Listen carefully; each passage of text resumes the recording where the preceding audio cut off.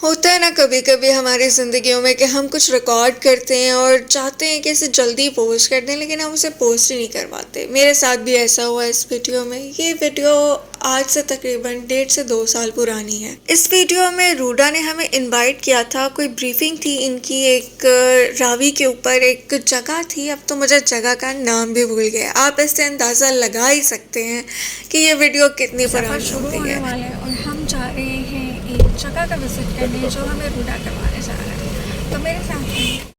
रूडा के ऑफिस से हम वीगो डाले और बसेस में सवार होकर निकल पड़े बरास्ता मोटरवे उस जगह की जानिब जहां पर हमें दी जानी थी ब्रीफिंग। ये सफ़र इसलिए भी यादगार था कि काफ़ी सीनियर जर्नलिस्ट से हमें मिलने का मौका मिला और इंटरेक्शन हुआ।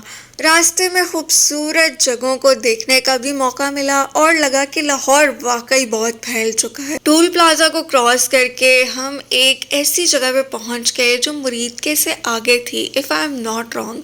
कच्ची सड़कें आ गई, पता नहीं चल रहा था क्या जगह है क्या नहीं है। तब तो नाम भी पूछा था, अब याद नहीं। शेर अफजल साहब जो कि रूडा के पीआरओ हैं, वो इस सफ़र में हमारे रूहे रवां थे और वो हमें गाइड करते जा रहे थे कि ये कौन सी जगह हैं और यहाँ पे क्या होने वाला है। जहाँ पर पहुँचकर ये लगा कि यहाँ तो कुछ भी नहीं होगा, लेकिन इन्होंने तो जंगल में मंगल कर रखा था।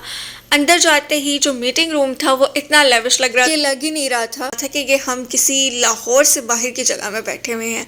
वहाँ पे बैठकर हमें प्रेस ब्रीफिंग दी गई और हमें उनके मंसूबों के बारे में बताया गया। उसके बाद हमें चाय दी गई और सबने चाय एंजॉय की। चाय के बाद हम लोग इनकी साइट का विजिट करने चले गए जहाँ पे मैंने बनाए बहुत खूबसूरत खूबसूरत से क्लिप। दरिया किनारे हम बहुत एंजॉय कर रहे थे, हवा बहुत खूबसूरत चल रही थी और मौसम भी बहुत अच्छा था। बादल छाए हुए थे और लग रहा था कि शायद बारिश हो जाए, लेकिन ऐसा नहीं था।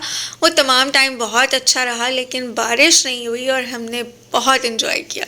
जी, तो ये है मुस्तकबिल की एक डॉक्यूमेंट्री जो मैं अभी कैप्चर कर रही हूँ। यहाँ बनेगा रावी शहर, आबाद होगा और ये सारा वो एरिया है जहाँ पे आज हम विज़िट करने के लिए आए हुए हैं। आप मेरे पीछे देख सकते हैं। इसकी जो बाकायदा डिटेल्स हैं वो मैं अपने डिटेल वाले व्लॉग में डाल दूँ। यहाँ पे खड़े होके ना इतना सुकून महसूस हो रहा था कि आपका दिल नहीं चाह रहा था कि आप वापस किसी शोर वाली रश वाली जगह पे जाएं। इतने खूबसूरत मनाजिर थे और फिर मुझे वो सारे गाने याद आ रहे थे जो रावी की मोहब्बत में या रावी की तारीफ में लिखे गए हैं। वाकई शायरों ने कुछ गलत नहीं कहा, रावी बहुत खूबसूरत है और यहाँ पे नेचर से इतना करीब आपको फील और टच आता है कि आप कहते हैं कि बस ज़िंदगी यहीं पे गुजारनी चाहिए। लेकिन ज़िंदगी हलचल और आगे बढ़ने का नाम है, आपको हिजरत तो करनी ही पड़ती है। हम भी हिजरत करके गए एक बेस स्टेशन पे जहाँ पे हमें बहुत मज़ेदार किस्म का लंच दिया गया और हमने उसको एंजॉय किया।